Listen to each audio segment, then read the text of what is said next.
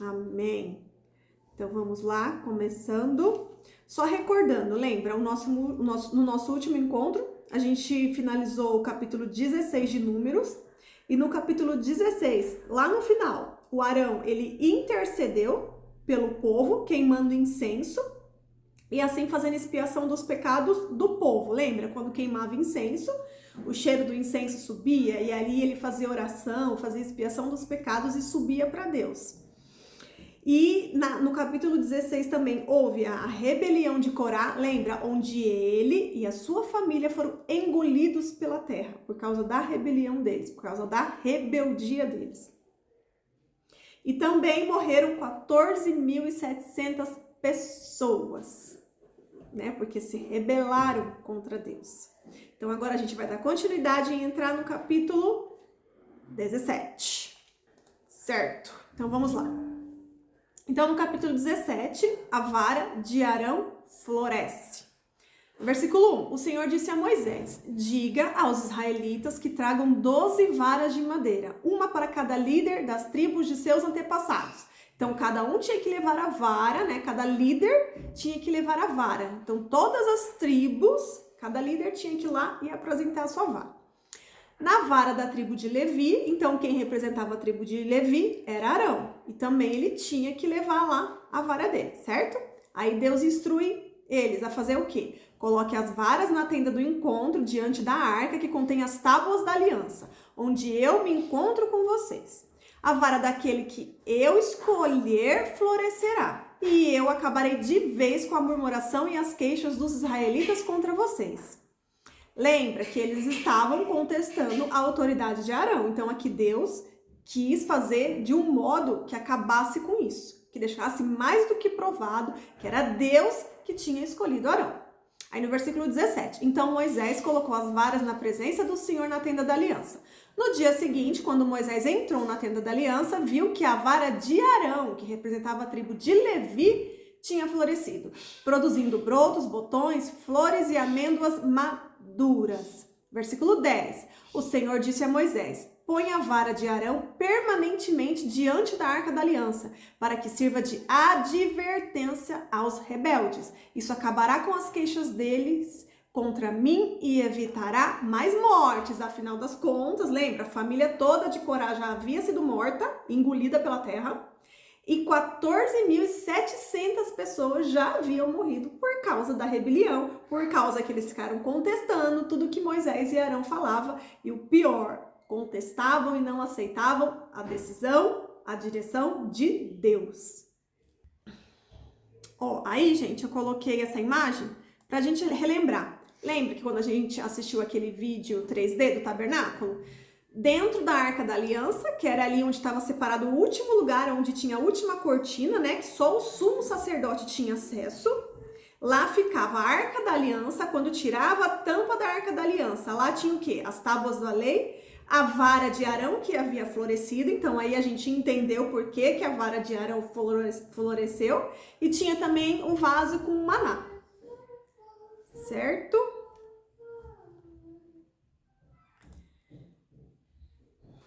No capítulo 16, a autoridade de Arão é contestada. No capítulo 17, isso é resolvido, porque só a vara de Arão que floresce, e Deus deixa bem claro. Aí no capítulo 18, descreve os deveres dos sacerdotes e dos levitas. Então, lá no versículo 2, traga, aqui é Deus falando para Arão, traga seus parentes da tribo de Levi, a tribo de seus antepassados, para ajudarem você e seus filhos a cumprir o serviço diante da tenda da aliança. Quando os levitas realizarem as tarefas que lhe foram designadas na tenda, deverão cuidar para que não se aproximem de qualquer dos objetos sagrados nem do altar. Se o fizerem, tanto eles como vocês morrerão. Junto com vocês, os levitas cumprirão as responsabilidades de cuidar da tenda do encontro e trabalhar nela, mas ninguém que não seja autorizado poderá se aproximar. Mas você e seus filhos, aqui é Deus falando para Arão, o sacerdote, lembra, eles eram da tribo de Levi, mas eles, só Arão e os seus descendentes eram os sacerdotes. devem se encarregar pessoalmente de todo o serviço sacerdotal relacionado ao altar e ao que está por trás da cortina interna, Santíssimo Lugar. E eu lhes dou o serviço sacerdotal como um presente. Qualquer pessoa não autorizada que se aproximar do santuário será morta. E depois, nos versículos posteriores, vai relatar a questão dos dízimos e ofertas, né? Que era o sustento dos levitas. Por quê? Porque eles tinham que se dedicar somente às obras do Senhor. Eles não poderiam trabalhar na pecuária, na agricultura, eles não poderiam fazer comércio, eles não poderiam fazer negócios. Eles eram dedicados exclusivamente para as obras de Deus, né? E como que eles iam sobreviver? Então Deus ali deixa escrito, estabelecido como que funcionaria os dízimos e ofertas, para que assim eles pudessem viver dignamente. Então não era o resto dos restos, não. Eram as primícias, os primeiros, era tudo que tinha de melhor, era sempre separado uma parte para eles. E lembra, gente, a importância deles? Lembra que quando nos capítulos anteriores e até em Levíticos a gente viu que eles ficavam acampados ao redor do tabernáculo, porque eles serviam de escudo para proteger o povo israelita da ira de Deus, porque o povo se rebela com muita facilidade, né? E aí acaba acendendo a ira de Deus. Então Deus estabeleceu que eles tinham que ficar ao redor do tabernáculo, né? E depois, lembra que a gente já estudou isso, que Deus estabeleceu certinho onde cada tribo teria que ficar, ao norte, ao sul, ao leste e ao oeste, né? E tudo tem um propósito. Deus não deu todas aquelas instruções à toa, tudo tinha um propósito, né? E os levitas tinham que ficar justamente ali como escudo para proteger o restante do povo contra a ira de Deus. Então eles eram importantíssimos, né? E tem mais, tudo que eles venceram até agora, tudo que eles fizeram até agora, foi por causa de quem? De Deus, não é? Porque se tirar Deus da jogada, eles já tinham morrido faz muito tempo, né? Eles nem saído lá do Egito, eles teriam saído, eles estariam lá na escravidão ainda, né? E não teria sucesso nenhum. Então, na verdade, eles nem chegariam no Egito, né? Porque José só chegou lá no Egito, chegou a ser governador de lá por quê? Por causa de Deus, né? Na verdade, esse povo nem existiria se não fosse Deus. Na verdade, nada existiria se não fosse Deus, né? Então, olha a importância que essa tribo de Levi tinha, né? Então, por isso que Deus deixou ali determinado e descrito tudo certinho como que eles viveriam, né? E sim, viveriam dos dízimos e ofertas. Agora a gente vai entrar no capítulo 19. No capítulo 19, fala sobre a ordenança da novilha ruiva. Em algumas bíblias está escrito novilha vermelha. Então era o boizinho, o boi ruivo, vermelho. E aí, lá fala do quê? Fala então desse ritual, né? Ali está descrito as instruções para sacrificar uma novilha sem defeito, que era um símbolo da purificação. E essas instruções dada para que Eleazar, para que ele fizesse esse ritual. E quem que é Eleazar? É o filho de Arão, lembra? É o filho de Arão. Então isso está lá descrito nos versículos do 1 até o 10, lá no capítulo 19. Nesse capítulo também vai falar sobre a purificação após o contato com a morte, né? Então lá tinha as regras para quem tocar em um cadáver, enfatizava a seriedade da impureza e a necessidade de purificação. Tudo isso está lá descrito, dos versículos 11 ao 13. E isso daqui também, gente, faz a gente lembrar que até hoje, muita gente fala, né, que quando você vai em algum enterro, em algum velório, quando você chega em casa, você tem que tirar sua roupa para lavar e você tem que tomar banho. Todo mundo fala isso, né? Principalmente os nossos avós, os nossos bisavós, eles trazem essa cultura, esse ritual, essa tradição, né? E que foi retirado daqui. Só que mais pra frente, conforme a gente vai estudando todo o livro da Bíblia, aí a gente vai analisar se isso ainda faz sentido. Porque tudo isso daqui estava ligado não à sujeira física, né? Não era algo biológico, era algo espiritual, né? Porque tinha muito a ver com o pecado, a impureza tinha a ver com o pecado, então tinha que lavar as vestes, tinha que tomar banho para você ficar limpo, né? Para você se limpar.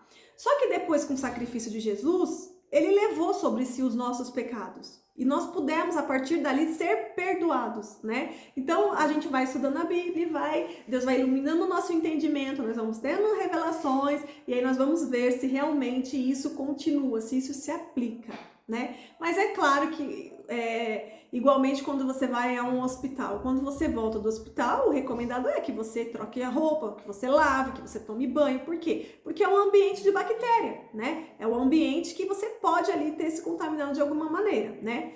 E assim, nesse sentido, ok. Mas no sentido espiritual, a gente vai avaliar se continua fazendo sentido ou não. Estudando, lendo a Bíblia, a gente vai conhecendo Deus e a gente vai entendendo sobre tudo isso. Nesse capítulo 19 também fala sobre as leis sobre morte na tenda, né? Que tinha toda ali uma determinação sobre impureza em caso de morte numa tenda, né? E mostra a abrangência das leis da pureza. Então, isso está lá descrito nos versículos 14 ao 16. E também vai falar das cinzas para purificação, né? Que era a aplicação das cinzas dessa novilha, né? Que tinha que ser sacrificada. E aí tinha todo ali um ritual, né? Que eles tinham que seguir aquelas instruções para poder executar esse procedimento. Isso está lá descrito nos versículos 17 ao 19 do capítulo 19. Aí depois vocês leiam com calma para poder entender. E aí agora nós vamos pro capítulo 20, aí vai começar a esquentar de novo. Olha só, capítulo 20, versículo 1. No primeiro mês do ano, toda a comunidade chegou ao deserto de Zin e acampou em Cádiz. Enquanto estavam lá, a Miriam morreu e foi sepultada. Então Miriam, a irmã de Moisés, irmã de Arão, filha de Joquebede, filha de Anrão, morreu. E ali ela foi sepultada. Aí no versículo 2. Como não havia água naquele lugar, o povo se rebelou contra Moisés e Arão. Novamente, o povo se rebelou. Versículo 7. E o Senhor disse a Moisés: você e Arão peguem a vara e reúnam todo o povo. Enquanto eles observam, falem aquela rocha ali. Aqui era Deus instruindo Moisés e Arão. O povo havia se rebelado porque eles queriam água, eles estavam no meio do deserto, novamente faltava água, aquele calor insuportável, né? Então eles começaram a se rebelar e aí Deus foi instruir os dois a fazer isso. E Deus disse: vocês vão lá, peguem a vara e falem, né? Apontem com a vara e falem aquela rocha ali, e dela jorrará água. Vocês tirarão água suficiente de toda a rocha para matar a sede de toda a comunidade de seus animais. Versículo 9. Moisés fez conforme o Senhor havia ordenado. Pegou a vara que ficava guardada diante do Senhor e em seguida ele e Arão mandaram chamar o povo para se reunir em frente à rocha. E ali eles disseram: ouçam, seus rebeldes, gritou Moisés. É Moisés que estava falando. Será que é desta rocha que teremos de tirar água para vocês? Moisés aqui estava falando, né? Tá falando para eles: será que é dessa rocha aqui que eu e Arão vamos ter que tirar água para vocês? Só que tem um detalhe: não era eles que tirariam a água, e sim Deus, certo? Porque eles não têm poder nenhum, eles eram instrumentos nas mãos de Deus, né? A glória precisava ser dada a quem? A Deus e não a eles. E da forma com que ele falou, ali ele não teve mansidão, ali ele não teve domínio próprio, né? Ali ele acabou se exaltando e falou isso. Versículo 11. Então Moisés levantou a mão e bateu na rocha 2 vezes com a vara. Aí eu até sublinhei, por quê? Deus falou para ele bater na rocha 2 vezes? Não. Deus falou para ele e só falar, né? Aponta para a rocha e só fala que jorrará água daquela rocha. Mas ele estava sem mansidão, sem domínio próprio, bateu na rocha 2 vezes. E mesmo assim, mesmo ele não fazendo exatamente o que Deus mandou, jorrou água, né? E assim toda a comunidade, os animais puderam ali usufruir daquela água. Mas depois disso, Deus chamou eles no canto, né? Para o particular com eles. E no versículo 12, o Senhor, porém, disse a Moisés e a Arão: uma vez que vocês não confiaram em mim para mostrar minha santidade aos israelitas, não os conduzirão à terra que eu lhes dou. Ou seja, os dois não entrarão na terra prometida. Ou seja, mesmo Moisés falando face a face com Deus, né? Imagine, tudo que Moisés já fez, tudo que ele abriu mão para o chamado que Deus tem para ele, né? Até aqui esse momento. Mesmo assim, quando ele desobedeceu, Deus não passou a mão na cabeça dele, muito pelo contrário. Deus deixou ali estabelecido que nem ele e nem Arão entrariam na terra prometida, justamente por causa dessa desobediência. Aí muitas das vezes a gente vai pensar, mas poxa, né, como Deus foi cruel ali, muito rigoroso com ele, e tudo que ele fez até agora não levou em conta. Mas daí, gente, a gente tem que entender o seguinte, que quanto mais você é usado por Deus, quanto mais dons e talentos Deus lhe dá para que você utilize no propósito dele para a sua vida, mais responsabilidade, mais obediência você tem que ter, porque você será mais cobrado, entende? Quanto mais você sabe, mais você é cobrado. Quanto mais intimidade com Deus, mais obediência será cobrada de você. E você tem que seguir exatamente o que Deus está estabelecendo. Então, a gente olhando de fora, a gente fala, né, nossa, como Moisés era, todo mundo queria ser como ele. Mas, gente, ele tinha muita responsabilidade. Ele falava face a face com Deus, mas ele carregava muita responsabilidade, entende? Então, quando Deus cobra a obediência do povo, ok, né, é um nível de obediência. Mas com Moisés, a régua era mais alta, porque ele era Moisés. Então, Deus era mais rigoroso com ele, né? E aí, por causa disso, Deus deixa aqui bem claro que ele e Arão não entrarão na terra prometida. Tá vendo? Deus não passou a mão na cabeça de Moisés, não. Isso serve pra gente, né? A gente tem que passar a mão na cabeça das pessoas que a gente tem afinidade, que a gente gosta, né? Ah, mas só fizeram um errinho. Não pode, gente. A gente tem que repreender, não é? As pessoas, elas têm que pagar pelas consequências daquilo que elas fizeram. Porque senão não evolui, né? Não progride, não sobe de nível, fica ali sempre sendo café com leite, porque ninguém cobra nada, o pessoal só passa a mão na cabeça, entende? Aí a gente fica estagnado, fica sempre na sua zona de conforto e não cresce, não sobe, não aprende, né? Não entende o tamanho da responsabilidade, não entende o tamanho da importância de obedecer na íntegra, né? Capítulo 20, nos versículos 18 ao 21. Moisés pede permissão para atravessar as terras de Edom, mas o rei não permite, né? Então, eles ali acharam a água, tal, Deus ali falou para eles isso, e aí eles prosseguiram peregrinando pelo deserto. E aí eles chegaram ali e se depararam com as terras de Edom, né? E eles pediram permissão, eles tinham que atravessar pelaquela terra, tinham que passar por ali, né? Pediram permissão, mas o rei não permitiu. Aí, versículo 21. Uma vez que o povo de Edom se recusou a deixá-los passar por esse território, os israelitas foram obrigados a desviar deles. Então, eles pegaram e desviaram, né? O caminho um pouco mais longo. Aí, no versículo 23. Ali na fronteira com a terra de Edom, o Senhor disse a Moisés e a Arão: é chegado o momento de Arão reunir-se a seus antepassados. Não entrará na terra que eu dou aos israelitas, pois vocês se rebelaram contra as minhas instruções a respeito da água em Meribá.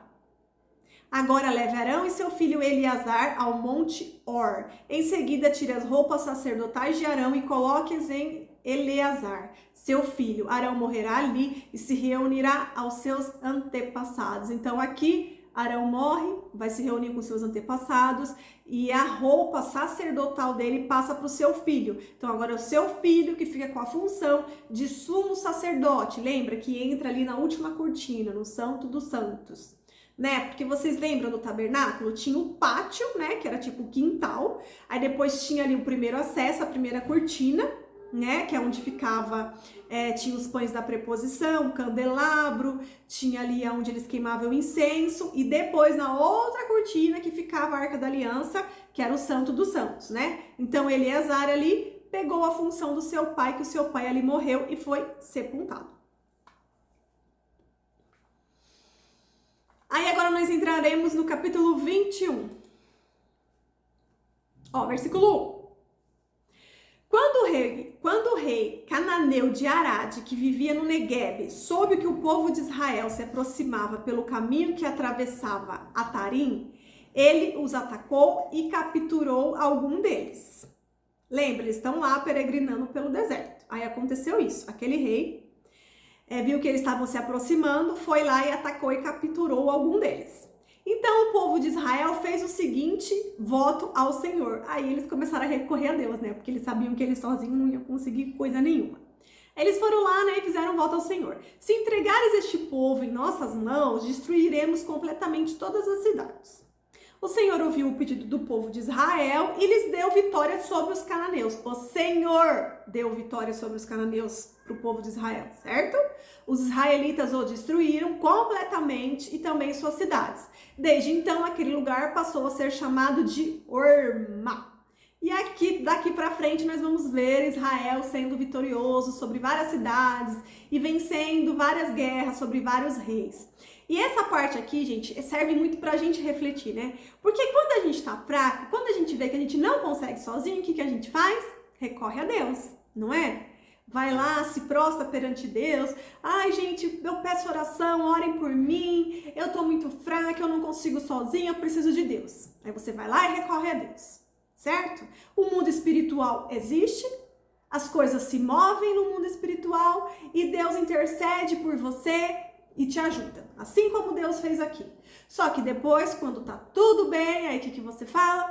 Não preciso mais de Deus, tá tudo bem. Não preciso mais incomodar Deus, porque tá tudo bem na minha vida. Então eu não preciso mais lá incomodar Deus. É assim que funciona? Não. Então Deus, ele só convém quando você precisa. Mas depois que você não precisa mais ir à igreja, você não precisa mais estudar a Bíblia, você não precisa mais ter tempo de oração com Deus, porque tá tudo bem na sua vida. Você só o procura quando você quer algo. Isso tá certo? Não. E isso é que a gente vai ver, né, durante toda a Bíblia, que o povo vivia se rebelando, vivia contrariando as vontades de Deus e só procurava Deus quando eles viam ali que não tinha jeito. Aí eles iam lá e conversavam com Deus e pediam alguma coisa para Deus, né? E depois não precisava mais, depois começava a se rebelar, começava a contestar sobre as leis, sobre as regras de Deus, porque eles não concordavam com aquilo, eles tinham a opinião, eles tinham os achismos deles, não é mesmo? E é assim que a gente se comporta, não é? Então a gente tem que prestar atenção, a gente tem que estudar a Bíblia, conhecendo Deus, né? Porque como que você conhece Deus? Quando alguém chega pra você e fala, você conhece Deus? Aí você fala, ah, conheço, eu sou cristão. Se você realmente conhece Deus, você tem que conhecer a palavra dele, né? Não tem como você ter intimidade com alguém se você não conhece aquela pessoa, se você não passa tempo com aquela pessoa, né? Então a gente tem que estudar de fato a Bíblia, tem que entender e tem que ir orando, né? Orando, lembra, gente? É estudando a Bíblia, é orando, tendo um relacionamento com Deus e adorando, louvando a Deus, não é? A gente aproveitando o tempo que a gente tem aqui nessa terra para fazer isso. É firme, ficar firme no relacionamento com Deus. Aí no versículo 4. Em seguida, partiram do Monte Or e tomaram o caminho para o Mar Vermelho a fim de contornar a terra de Edom. Mas o povo ficou impaciente e começou a se queixar contra Deus e contra Moisés, tá vendo? Lá em cima, né, tinham pedido uma ajudinha para Deus. Deus deu, foi e concedeu, e depois eles já estavam impacientes, de novo se rebelando contra Deus. E aí, e começou a se queixar contra Deus e contra Moisés. Por que você nos tirou do Egito para morrermos aqui no deserto? De novo a mesma ladainha de sempre. Aqui não há o que comer nem o que beber e detestamos esse maná horrível. Olha o que eles estão falando. Eles estão detestando a provisão de Deus. Então o Senhor enviou serpentes venenosas que morderam o povo e muitos morreram. Aí o que tem a ver a serpente, né? Serpente venenosa. Por quê, gente? O que estava escorrendo da boca do povo? Era veneno, não era? Era veneno que escorria da língua do povo. Então Deus enviou serpentes venenosas, né? E aí, o que o povo fez? Correu para Moisés. Moisés, tem um monte de serpente aqui, deve ser castigo de Deus, e elas estão mordendo a gente. E tá todo mundo ficando doente por causa do veneno da serpente. Foram lá e pediram para Moisés interceder por eles, né? E aí Moisés foi, falou com Deus e Deus passou as instruções para ele. Aí no versículo 9. Moisés fez uma serpente de bronze e a colocou no alto de um poste. Quem era mordido por uma serpente e olhava para a réplica de bronze era curado. Isso daqui, gente, representa o quê? Isso tipifica o quê? Tipifica Cristo. Lembra? Cristo também. Ele foi colocado no alto da cruz. Lembra? E dessa forma aqui que Deus instruiu Moisés a fazer uma serpente de bronze e colocar no alto. Para que as pessoas que fossem mordidas, elas fossem até aquela estátua de bronze no formato de uma serpente e olhassem para ela para que fossem curadas.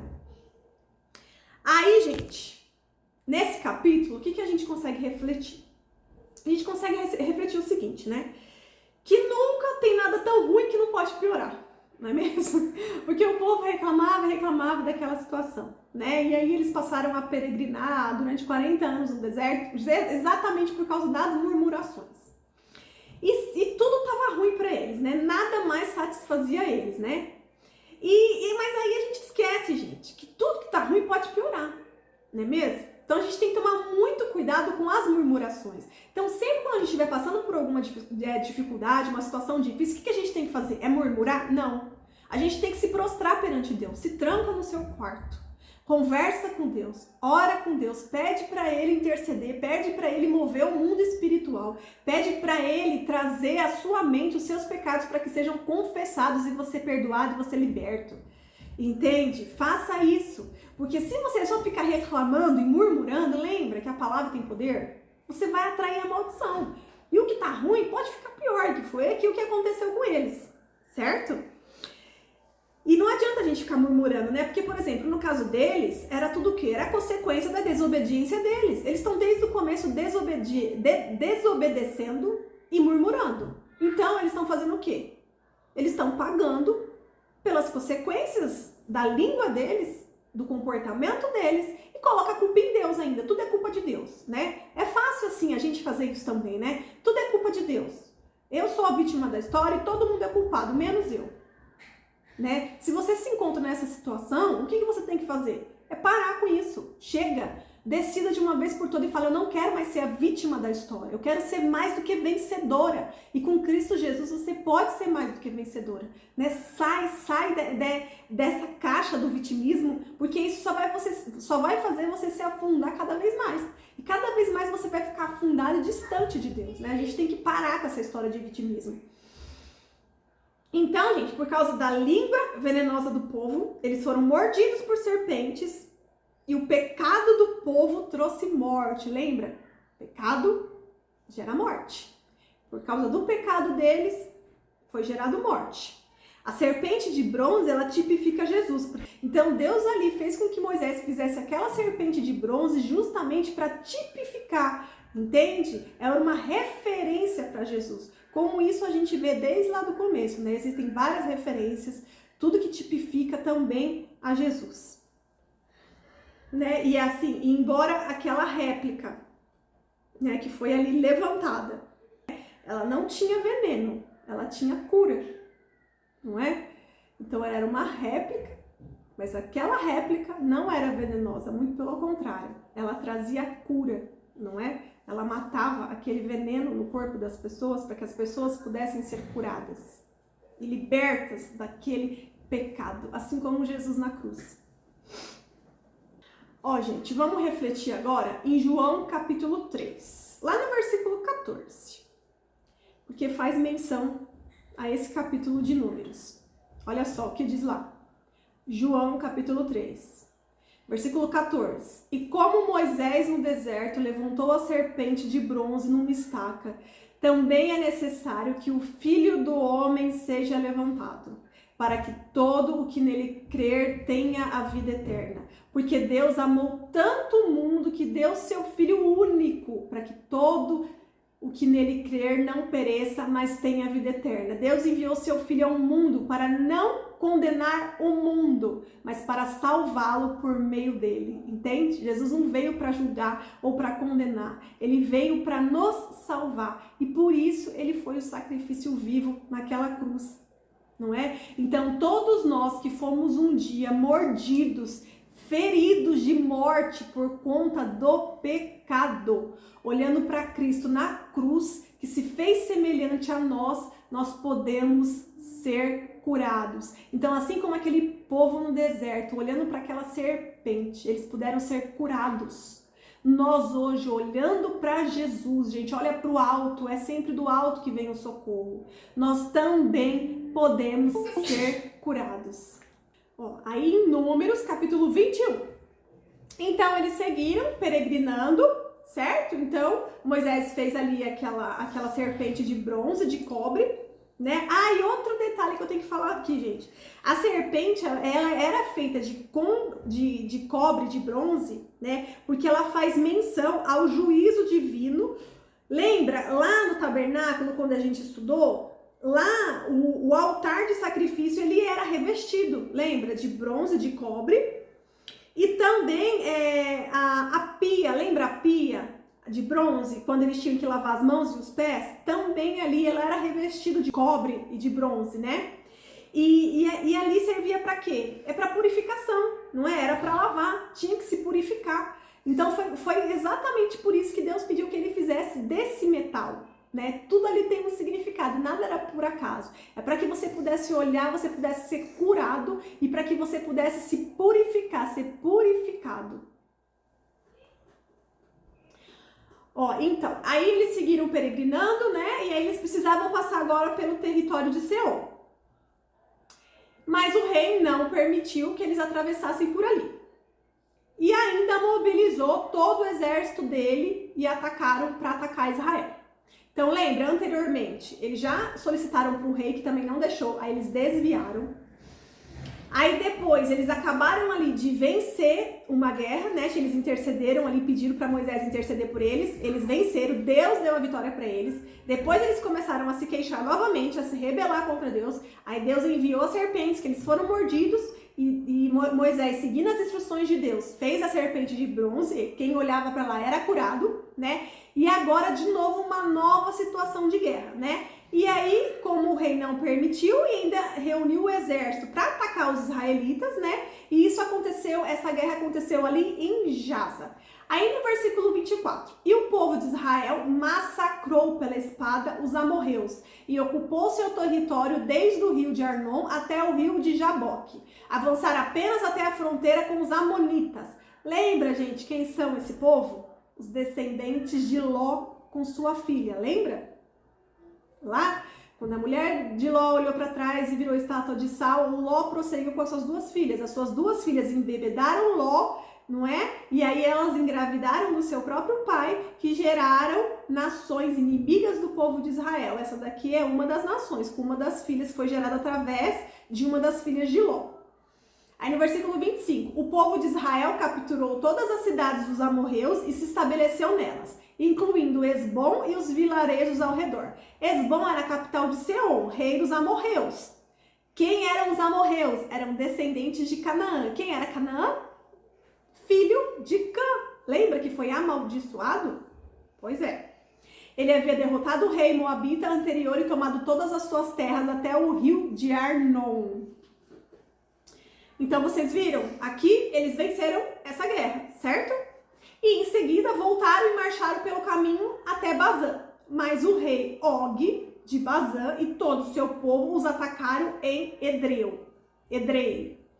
O Senhor disse a Moisés, não tenha medo dele, pois eu os entregarei a você, junto com todo o seu povo e sua terra. Façam com ele o mesmo que fez com Seom, o rei dos amorreus, que viviam em Esbom. Desse modo, mataram o rei Og, seus filhos e todo o seu povo. Não restou sobrevivente algum, então ocuparam seu território. Então agora os israelitas estão tendo vitória atrás de vitórias, né?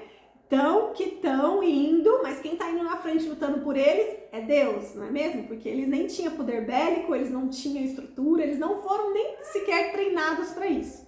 Mas Deus estava na frente vencendo por eles. Aí no capítulo 22, versículo 1. Então os israelitas viajaram para as campinas de Moabe e acamparam ao leste do rio de Jordão, do lado oposto de Jericó. Agora vai começar uma parte bem importante. Balaque, filho de Zippor, viu que todo o povo de Israel havia feito aos amorreus. Aí ele já ficou com medo, certo? Quando os moabitas, gente, e esses moabitas? Um outro povo. Eles eram quem? Descendentes de Ló com a sua outra filha. Viram como os israelitas eram numerosos, ficaram apavorados. Disseram aos líderes de Midian, essa multidão devorará tudo que estiver à vista, como um boi devora capim no pasto. Então Balaque, que era rei de Moabe, presta atenção, Balaque era rei de Moabe, enviou mensageiros para chamar Balaão. Balaão era o filho de Beor, que vivia em Petor, na sua terra natal, perto do rio Eufrates. Sua mensagem dizia, um povo enorme saiu do Egito e cobre a terra e agora está acampado perto de mim. Ou seja, Deus não tinha só vencido o faraó, o rei do Egito. Deus tinha vencido agora vários reis, várias batalhas para o povo de Israel. E estava chegando ali, o próximo ia ser o quê? Balaque, o rei de Moabe, certo? Então ele viu, e o Balaque, ele percebeu o quê? Ele percebeu que aquele povo não tinha poder bélico, que aquele povo não tinha estrutura, que eles não eram treinados. Então Balaque percebeu que era exatamente o sobrenatural que estava fazendo com que eles vencessem aquela batalha. Balaque já teve aquela sacada. Então o que ele fez? Não adiantou, ele sabia que não ia adiantar ele reunir o exército dele, não adiantava ele mostrar o poder bélico dele, que ele provavelmente iria perder como os outros já haviam perdidos, né? Então o que ele fez? Pediu para ir lá e chamar Balaão. Aí no versículo 6, venha e amaldiçoe este povo, pois é poderoso demais para mim. Então, quem sabe, poderei derrotá-lo e expulsá-lo da terra. Sei que bênçãos vêm sobre aqueles que você abençoa, e maldições caem sobre aqueles que você amaldiçoa. Os mensageiros de Balaque, líderes de Moabe e Midian, partiram levando o valor necessário para pagar Balaão, a fim de que ele amaldiçoasse Israel. Então, Balaão aqui, certo? Era um profeta ali, um feiticeiro, um vidente, né? Que eles conheciam e sabiam que ele tinha um certo poder. E ele cobrava pelos trabalhos que ele fazia, certo? Então, esse rei, o Balaque, pediu que fosse atrás de Balaão, que era esse profeta, esse feiticeiro, esse vidente. Pediu que fossem atrás dele, porque ele acreditava que se Balaão viesse, né, ele poderia vencer a guerra contra os israelitas. Ele estava crendo ali no poder de Balaão. Ainda no capítulo 22, versículo 9. Naquela noite, Deus veio a Balaão e lhe perguntou. Olha só, Balaão ouvia a voz de Deus. Quem são seus visitantes? É Deus perguntando para Balaão. Mas Deus disse a Balaão, não vá com eles, nem amaldiçoe esse povo, pois é povo abençoado. Então Balaão não foi e os oficiais foram avisar o rei, né? Porque Balaão, ele sabia quem era Deus, sabia do poder de Deus, certo? Mas daí quando chegaram lá e avisaram Balaque, que era o rei, né? Balaque não aceitou aquilo, porque ele sabia que ele não ia ganhar, ele precisava de Balaão. Então o que ele fez? Insistiu, né? Pediu para que o povo, pediu para que os seus representantes voltassem lá para falar com Balaão e falasse para Balaão que ele ia pagar muito bem, para que ele aceitasse ali aquele trabalho, né? Porque ele seria muito bem pago. E o rei dos Moabitas, Balaque, porque ele estava desesperado, porque ele sabia que os israelitas estavam avançando e que eles iriam vencer, né? E ele sabia que eles não estavam vencendo pelo natural, pela força, né? Nem pela estratégia de guerra, e sim que eles estavam vencendo pelo sobrenatural. Ele percebeu ali que havia uma força espiritual, né? Aí no versículo 18, Balaão, porém, respondeu aos oficiais de Balaque, mesmo que Balaque me desse seu palácio cheio de prata e ouro, eu não poderia fazer coisa alguma, grande ou pequena, contra a vontade do Senhor meu Deus. Fiquem, porém, mais esta noite, e eu verei se o Senhor tem algo a mais a me dizer. Aqui eles voltaram lá para falar com Balaão, e o Balaão falou, mesmo que ele me oferecesse, né, ouro, prata, o palácio dele inteiro, eu não tenho como interceder, porque Deus já falou para mim, o meu Deus, ele ainda disse assim, o meu Deus falou para mim que eu não posso amaldiçoar quem ele abençoa, certo? Mas daí no final o que ele fala? Porém, fiquem mais essa noite aqui, que eu vou falar com Deus de novo, né? Quem sabe ele muda de ideia, porque ele estava interessado, era no pagamento, era no dinheiro, certo? Então ele sabia que ele não poderia amaldiçoar, mas ele cresceu o olho naquilo que ele poderia receber, certo? Ele queria recompensa, ele queria ouro, prata, ele queria dinheiro, ele queria riquezas, né? E Deus sabia quais eram os desejos do coração dele. Deus sabia quais eram as fraquezas do coração de Balaão, né? Balaão, ele era um profeta mercenário que fazia comércio com o seu dom. Ele tinha ali um dom que Deus tinha dado a ele, certo? Ele falava com Deus, né? Mas ele era mercenário, ele fazia comércio com o dom que Deus havia lhe dado. No versículo 20, naquela noite Deus veio a Balaão e lhe disse, uma vez que estes homens vieram chamá-lo, levante-se e vá com eles. Contudo, faça apenas o que eu mandar. Então aqui Deus primeiro falou lá para ele, certo? Que não adiantava nada, porque aquele povo era abençoado e que ele não queria que Balaão tocasse naquele povo, certo? Era um povo escolhido por Deus, não adianta Balaão fazer nada. Mas aí depois Deus vem e fala isso para ele, né? Uma vez que estes homens vieram chamá-lo, então levante-se e vá com eles, dizendo assim, você não quer ir? Você não tá pensando aí no dinheiro, né? Deus falando mais ou menos assim para Balaão. Então vá. Mas já que você vai, chega lá, você vai falar para eles exatamente o que eu te falar, o que eu mandar você falar para eles, né? Então isso foi o quê? Foi a vontade permissiva de Deus, não é? Deus permite que algo aconteça, mesmo que não seja da vontade de Deus. É a vontade permissiva, ele permite, porque existe o livre arbítrio, certo? Ninguém aqui é robozinho, cada um escolhe ali o que vai fazer, as suas decisões, né? Isso é a vontade permissiva de Deus, né? E também Deus ali falou daquela forma com Balaão, por quê? Porque era para, através da vida de Balaão, né, que Balaque soubesse o poder de Deus. Ali eles iriam entender, né, a soberania, o poder de Deus. Capítulo 22, versículo 21. Na manhã seguinte, Balaão se levantou, pôs a sela sobre a sua jumenta, né, que era ali o seu meio de transporte, e partiu com os oficiais moabitas, que eram aqueles oficiais que o rei Balaque tinha mandado lá para chamar Balaão, certo? Aí versículo 22. A ira de Deus se acendeu porque Balaão foi com eles, tá vendo? Era a vontade permissiva de Deus. Deus falando, quer ir, vai. Quer ir, vai. Só que chega lá, você aproveita e fala tudo que eu tô mandando, mas Deus acendeu a ira, né? Porque na verdade Deus queria que ele não fosse, né? Mas Deus tem aquela vontade permissiva, que é que você que escolhe o que você vai fazer, certo? E versículo 22, a ira de Deus se acendeu porque Balaão foi com eles, de modo que enviou o anjo do Senhor para se pôr no caminho e impedir sua passagem. Enquanto Balaão ia montado na jumenta, acompanhado por 2 servos, a jumenta de Balaão viu o anjo do Senhor em pé no caminho, então a jumenta viu.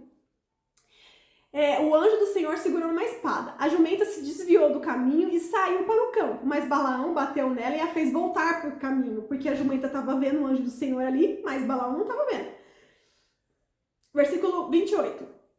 Então o Senhor fez a jumenta falar. O que eu lhe fiz para você me bater 3 vezes? Perguntou ela a Balaão. Você me fez de tolo, gritou Balaão. Se eu tivesse uma espada, mataria você. Daí Balaão nem tinha percebido que a jumenta estava falando ali, né? Ele começou a conversar com a jumenta, nem se tocou do milagre que a jumenta começou a falar. Versículo 30. Mas eu sou a mesma jumenta que você montou a vida inteira, disse ela. Alguma vez eu fiz algo parecido? Não, respondeu Balaão. Então o Senhor abriu os olhos de Balaão e ele viu o anjo do Senhor em pé no caminho, segurando a espada. Balaão curvou a cabeça e se prostrou diante dele com o rosto em terra. Ali Deus abriu a visão de Balaão e ele enxergou o anjo, que no entanto só a jumenta tinha enxergado e Deus ainda fez a jumenta falar. Aí no versículo 34, pequei, disse Balaão ao anjo do Senhor, não percebi que estavas no caminho impedindo minha passagem. Se te opõe à minha viagem, voltarei para casa. O anjo do Senhor disse a Balaão, vá com os homens, mas fale apenas o que eu lhe disser. Balaão seguiu viagem com os oficiais de Balaque.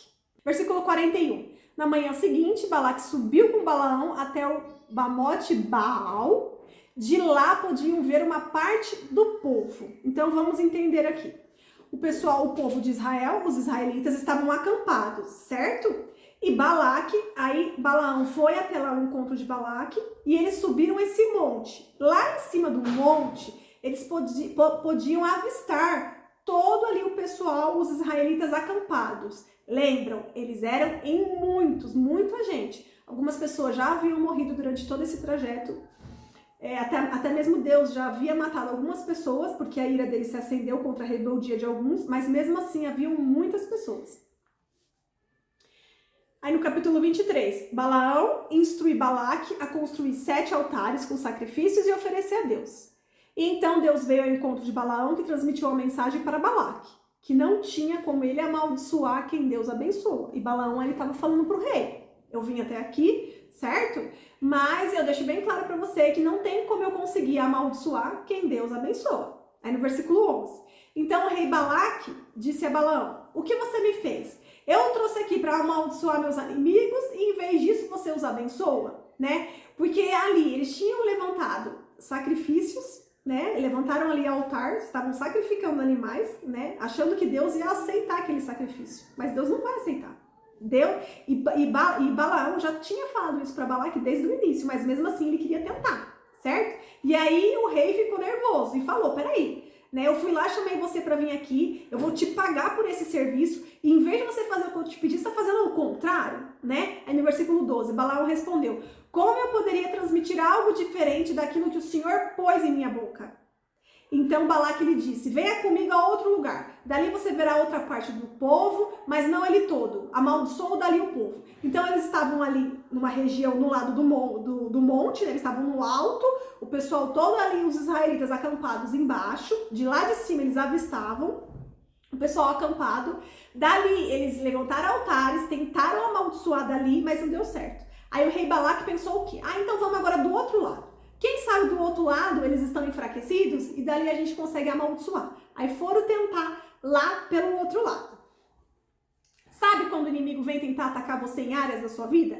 Ele tenta por uma área, não consegue. Aí ele tenta em outra área da sua vida. Quais são as áreas da sua vida? É trabalho, é família, é relacionamento, é na sua saúde, é área financeira, sabe? Mas se você estiver fortalecido em Deus, o inimigo vai tentar numa área, vai tentar de outro lado, vai tentar de outro lado, mas não vai conseguir. Entende? Mas vamos prestar atenção aqui. Como que o inimigo consegue amaldiçoar a gente? Mesmo tendo relacionamento com Deus, que aqui vai explicar como. Então, Balaque, versículo 14. Então, Balaque levou Balaão ao campo de Zofim, no alto do monte Pisga. Construiu ali 7 altares e ofereceu um novilho e carneiro em cada altar. De novo, fez ali levantou um novo altar para fazer um novo sacrifício, né? De um outro ângulo. Balaão disse ao rei, fique aqui junto aos holocaustos enquanto eu vou ao encontro do Senhor. Então o Senhor veio ao encontro de Balaão e lhe transmitiu uma mensagem. E depois disse, volte até onde Balaque está e transmite essa mensagem que eu acabei de falar para você. Então Balaão voltou e encontrou o rei junto ali perto dos holocaustos, ao sacrifício, certo? E com ele todos os oficiais ali daquela cidade, de Moabe. E o que o Senhor disse? Perguntou Balaque. Versículo 18. Esta foi a mensagem que Balaão transmitiu. Levante-se, Balaque, e preste atenção. Ouça-me, filho de Zippor. Deus não é homem para mentir. Lembra dessa frase? A gente tem até em louvor. Deus não é homem para mentir, nem ser humano para mudar de ideia. Alguma vez ele falou e não agiu? Alguma vez prometeu e não cumpriu? Ouça, recebi ordem de abençoar. Deus abençoou e eu não posso anular a bênção. O rei Balaque disse a Balaão, venha e eu levarei a mais um lugar. Quem sabe Deus se agrade de você e amaldiçoe-os dali.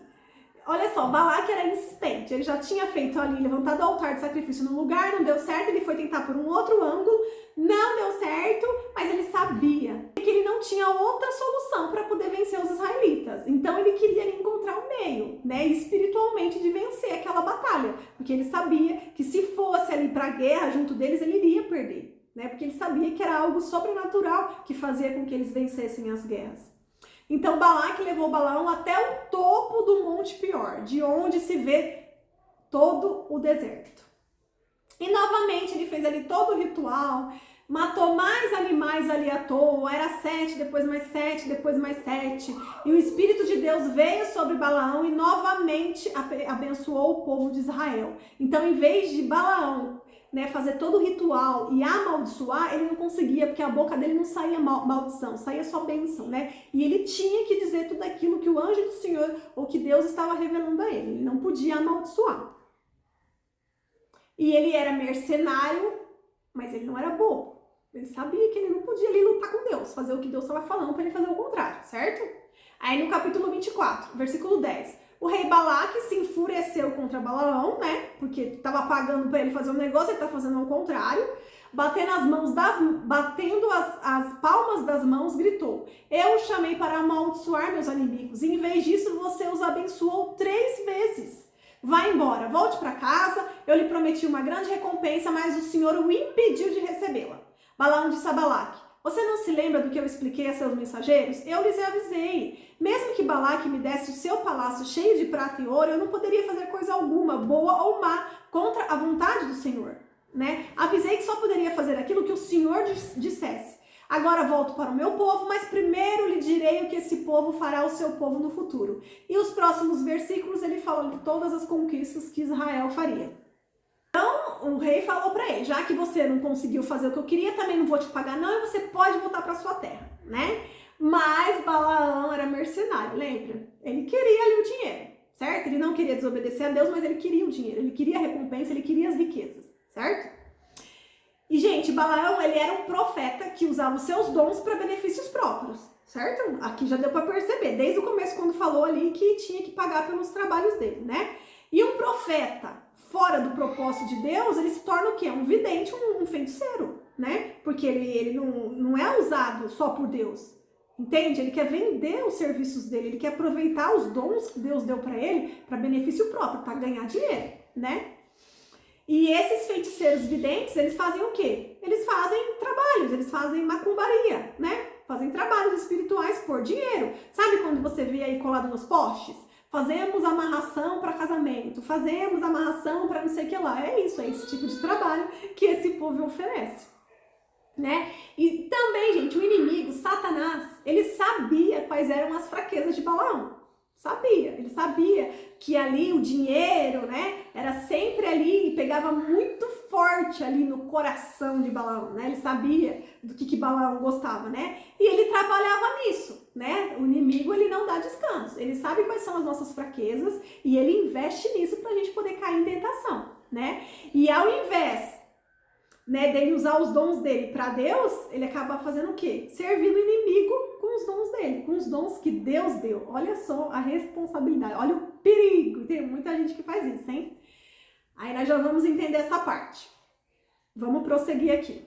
No capítulo 25, versículo 1. Enquanto estava acampado em Sitim, os homens de Israel começaram a manter relações sexuais com as mulheres moabitas da região.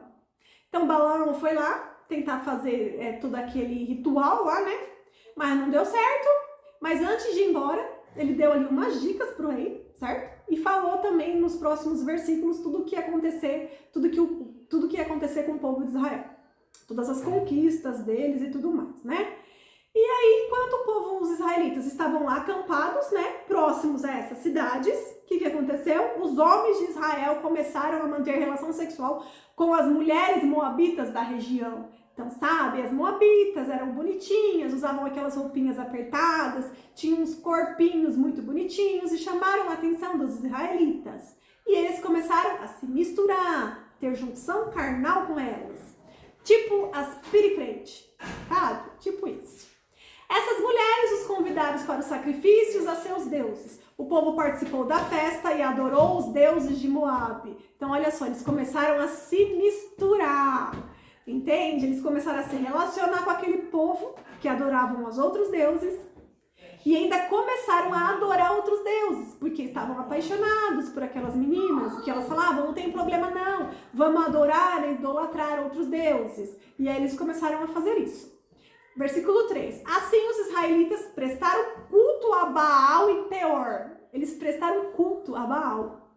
A ira do Senhor se acendeu contra o povo. O Senhor disse a Moisés, prenda todos os chefes do povo e execute-os diante do Senhor em plena luz do dia, para que sua ira ardente se afaste de Israel.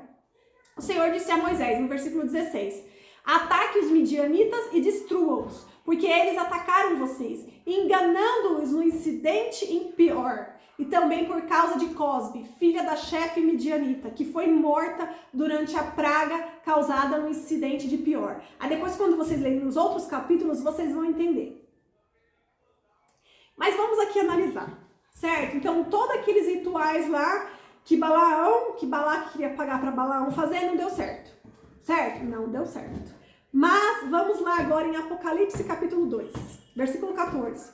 Contudo, tenho contra vocês algumas queixas. Você tolera em seu meio pessoas cujo ensino é semelhante ao de Balaão, tá citando lá Números, que mostrou a Balaque como fazer o povo de Israel tropeçar. Ele os instigou a comer alimentos oferecidos a ídolos e a praticar imoralidade sexual. Ou seja, Balaão não conseguiu, né, oferecer sacrifício para que o próprio Deus amaldiçoasse os israelitas, mas antes de ir embora, ele deu um jeito de passar algumas informações, porque ele sabia, certo? Ele sabia como fazer para que o povo se corrompesse. Então ele passou algumas orientações para poder ganhar alguma coisa, né? Porque ele não queria perder viagem, ele queria receber, né, pelos serviços prestados, mesmo que aqueles serviços, né, não tenham trazido êxito ou resultado que o rei queria, mas ali ele deixou algumas dicas para receber alguma coisa para depois poder voltar para sua cidade, certo? Então olha só, as 3 tentativas que eles fizeram, né, lá no monte, foram frustradas, não deu certo. Mas Balaão, ele deixou dicas para Balaque de como seria possível corromper o povo. Ele sabia que desobediência gera maldição, entende? Ele não podia amaldiçoar diretamente, mas ele sabia que se o povo desobedecesse, o próprio Deus iria amaldiçoar. Lembra de tudo que a gente já estudou até agora? Então, ele não tinha o poder para amaldiçoar. Balaão não tinha. Mas se os israelitas desobedecessem, a ira do próprio Deus ascenderia contra eles. E foi exatamente o que aconteceu. O que Balaão falou para Balaque? As suas lindas mulheres da sua cidade, é só elas irem lá fazer amizade com os israelitas, eles vão seduzir elas, aí eles serão amigos, eles terão relações sexuais, porque elas são muito atraentes, são irresistíveis, e daqui a pouco eles vão estar até adorando aos seus deuses. E foi exatamente o que aconteceu. E o que aconteceu? Por meio da desobediência, entrou a maldição. Ó, aí lá em Oséias, agora vamos lá em Oséias capítulo 4. Pedem conselhos a pedaços de madeira, pensam que uma vara lhes dirá o futuro. Seu desejo de ir atrás de ídolos os tornou insensatos. Prostituíram-se cometendo adultério com outros deuses e abandonando seu Deus. Oferecem sacrifícios a ídolos no alto dos montes. Sobem as colinas para queimar incenso à sombra agradável de carvalhos, álamos e terebintos. Por isso suas filhas se voltam para a prostituição e suas noras cometem adultério. Mas porque eu as castigarei por sua prostituição e adultério, pois seus homens fazem a mesma coisa, pecando com prostitutas de rua e dos santuários. Ó povo sem entendimento, você segue rumo à destruição. Então, o que é que fala em Oséias? Complementa exatamente o que a gente está falando. Gente, a idolatria e a prostituição, elas andam juntas. Exatamente juntas. Assim como o marido trai a sua esposa como uma prostituta, um crente trai a Deus quando ele pratica a idolatria. Entende? Porque ele vai procurar em ídolos o que com certeza ele encontraria em Deus. Mas para ser abençoado por Deus, a gente precisa ser obediente. E tem muita gente que não quer ser obediente, mas quer a bênção. Aí o que faz? Se prostitui com ídolos, faz promessas, faz simpatias, não é mesmo? E vai lá e se prostitui. Então, quando a pessoa, ela quer a bênção, ela é um crente, ela é um cristão, ela crê em Deus. Ela vai à igreja, ela lê a Bíblia, ela ora. Mas quando Deus deixa ali bem claro uma situação que ela tem que obedecer, e ela não quer passar por aquela obediência, ela quer, não, isso aqui não tem problema não, vou dar só uma desviadinha, e aí eu sei que eu não vou ser abençoada, porque eu estou desobedecendo, mas daí o que eu posso fazer? Eu posso lá idolatrar algum ídolo, eu posso pedir para algum ídolo, para alguma estátua, e se a estátua me conceder, depois eu pago a promessa, entende? É mais ou menos isso. Então, idolatria e prostituição, elas andam juntas, porque é a mesma coisa. Quando o marido, ele trai a sua esposa, ele está desonrando a sua esposa, entende? Se ele tiver ali um relacionamento firme com Deus, se ele ali seguir primeiramente a Deus, Deus vai abençoar o seu relacionamento com sua esposa, a sua família, a sua casa serão abençoados, entende? E tudo ali ficará em harmonia, mas muitas das vezes não quer obedecer, só quer a bênção e quer continuar fazendo as coisas do mundo. As coisas do mundo atraem mais do que as coisas de Deus, certo? E aí, o que faz? Aí a mulher, muitas das vezes, tá chateada, tá magoada, né? E fica um pouco afastada. Aí o que ele faz? Ele vai lá para coisa rápida, ele trai a esposa, ele se prostitui com prostitutas. E ele desonra a sua esposa. É a mesma situação quando as pessoas, ao invés de recorrer a Deus, ao invés de obedecer a Deus, querem só a bênção. Aí vão se prostituir com ídolos. Entende? Então, quem pratica idolatria está desonrando a Deus. Assim como o marido desonra a sua esposa quando a trai. É a mesma linha de raciocínio. Por isso que a gente sempre fala, por isso que na Bíblia trata idolatria como prostituição. Gente, aí vamos parar por aqui. E aí na próxima aula a gente finaliza Números. Só tem mais uma parte, que também é interessante, tem bastante revelação. E aí na próxima aula a gente finaliza. Essa parte que a gente falou, esses capítulos, eles são bem interessantes, porque eles trazem bastante revelações para a nossa vida e para a gente usar no nosso dia a dia, né? Em toda a Bíblia, a gente está vendo o quê? Que obediência gera bênção. Não tem segredo, gente. Não tem ritual, não tem macumbaria, não tem idolatria, não tem nada que resolva, nada. E você entende? Lembra que a gente viu que os principados e potestades, eles têm um certo de poder. Então, qualquer trabalho, qualquer ritual que você fizer, talvez traga resultado. Mas você será cobrado por isso. E o preço, às vezes, vai ser a sua vida, vai ser a sua eternidade. Então, vale a pena? Não é mais fácil fazer o que é certo? Não é mais fácil obedecer e agradar a Deus? Não é? Foi para isso que nós fomos criados e foi para isso que nós estamos aqui. Para cumprir o propósito de Deus nas nossas vidas e não para cumprir os nossos desejos carnais, não é? Isso não quer dizer que você vai ter uma vida infeliz, uma vida triste, uma vida frustrante. Não quer dizer isso, muito pelo contrário. Isso quer dizer que você vai se aproximar de Deus e que Ele vai colocar aí dentro de você a paz e a alegria permanente, independente das circunstâncias, independente da sua vida, independente das suas lutas, porque lutas todos teremos, todos. E é justamente através dessas lutas que a gente cresce espiritualmente, não é? Porque cada luta que você vence, você vai ficando mais forte. A gente viu aqui, cada luta que eles venciam, eles iam ficando mais fortes e poderosos com Deus, certo? No entanto, quando eles chegaram lá perto da região do rei Balaque ficou desesperado, porque sabiam que eles eram fortes em Deus. E assim acontece com a gente, não é? Então, quem tem uma vida tranquila, serena, que não passa por lutas, gente, está sempre estagnado, não cresce.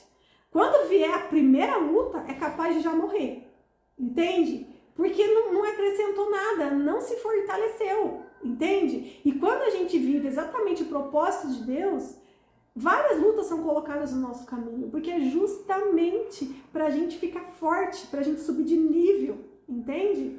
E o inimigo também no meio do caminho tá lá, só observando a gente, torcendo para que a gente caia em tentação, não é? No caso aqui dos israelitas que caíram em tentação com aquelas mulheres e se misturaram.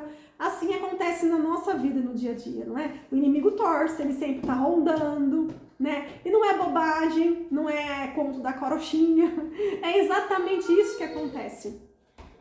E para você que às vezes a sua fé tá baixa, né? Você não crê no mundo espiritual. Começa a orar. Peça para Deus se revelar a você. Peça para Deus abrir os seus olhos, assim como Deus abriu os olhos de Balaão lá e ele viu o anjo do Senhor com aquela espada.